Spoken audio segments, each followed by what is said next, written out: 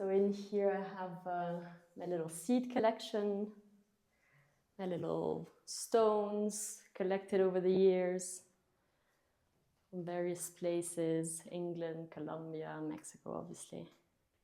So is this archive, does this form a kind of starting point for some of your sculptures? I would think so, yes.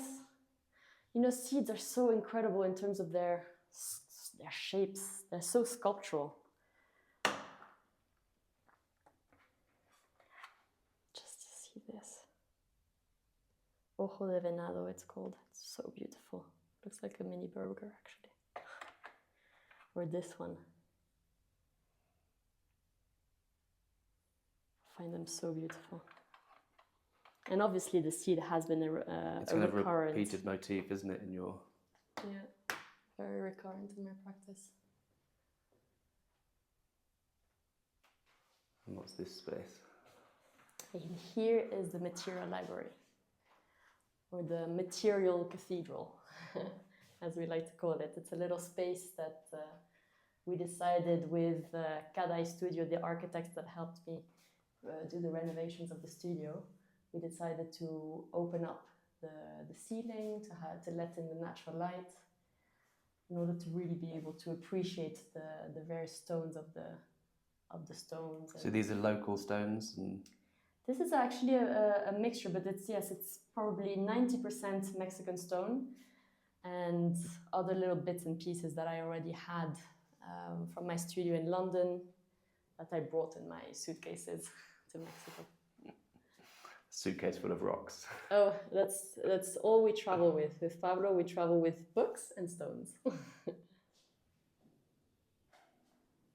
So, for instance, the feature of this ceiling, the light well, was something that was already here when I first visited the space, but we decided to enhance it, clean it up, make it a little bit taller. So we created a little. It's like your own personal James Turrell. A little James Turrell piece, exactly.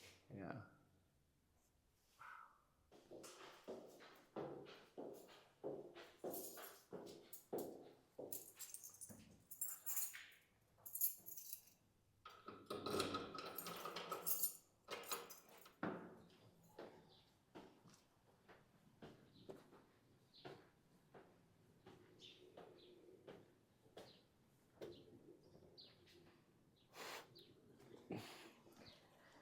So there isn't much to see here other than all the little bits and pieces of the renovations we did.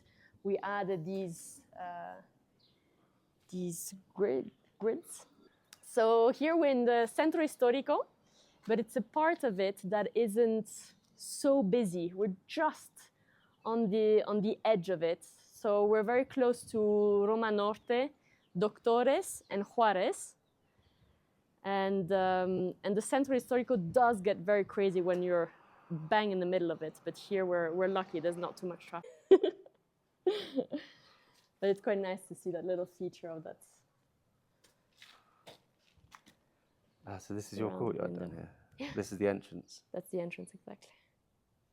Already filled with sculptures. As it should be.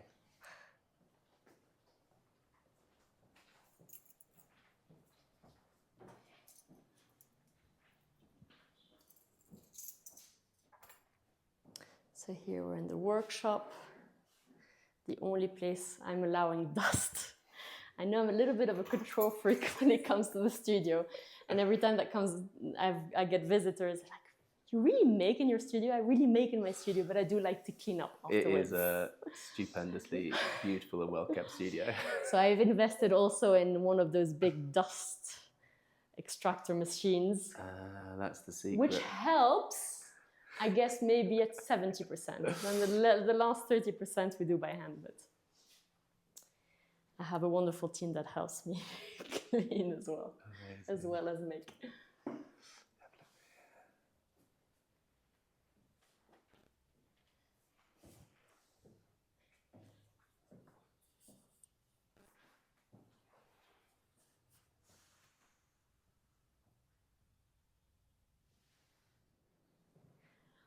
So this piece is called Tip.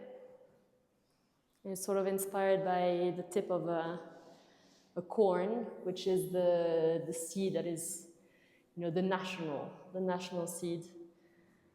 And within the core of it there's a mirror here if you want to have a look inside. It sort of gives you the impression that the corn carries on through the floor, sort of like breaks down the barrier of the ground and roots itself. And here I'm experimenting a little bit with the notion of the stone being so substantial and heavy and present, and turning them into clouds which are so light. And this came to being when I visited the Chicago Art Institute a couple of years ago, and I came across this huge painting of Georgia O'Keeffe, Sky Over Clouds, I think it's called, something like that. And I just realized how sculptural her clouds were, and I've had this urge to make an installation in honor of that piece.